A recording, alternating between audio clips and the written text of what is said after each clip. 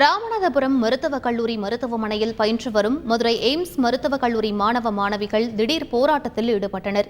மருத்துவக் கல்லூரியில் பயின்று வரும் எய்ம்ஸ் மாணவர்கள் 150 பேருக்கு 3 வகுப்பறை மட்டுமே ஒதுக்கப்பட்டுள்ளதாக கூறப்படுகிறது. இந்நிலையில் போதிய தங்குமிடம், நூலக வசதி இல்லாததாக கூறி போராட்டத்தில் ஈடுபட்ட மாணவ மாணவிகள் தங்களை வேறு கட்டடத்திற்கு மாற்றக் கோரினர். இங்க மெடிக்கல் ஃபெசிலிட்டிஸ் அவ்வளோவா இல்லை எங்களுக்கு. இப்போதைக்கு ராமநாதபுரம் ஜிஹெச்க்கு அலாட் பண்ணியிருக்காங்க. எங்களுக்கு அங்கே ஓபிடியில் பேஷண்ட்ஸ் பார்க்க அலோட் இல்லை. எங்களை அங்கே ஆப்ரேஷன் தேட்டர்ஸ்குள்ளே அலோவ் பண்ணுறது இல்லை அவங்க. ஸோ இந்த மாதிரி பல பிரச்சனைகள் எங்களுக்கு இருக்கு. பட் இன்ன வரைக்குமே செகண்ட் இயர்க்கான புக்ஸ் இல்லை. அது மாதிரி லேப் எங்களுக்கு ஒரே ஒரு லேப் தான் கொடுத்துருக்காங்க.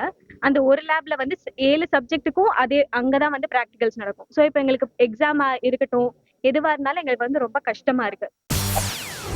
செய்திகளை உடனுக்குடன் தெரிந்து கொள்ள உடனே சப்ஸ்கிரைப் பண்ணுங்க.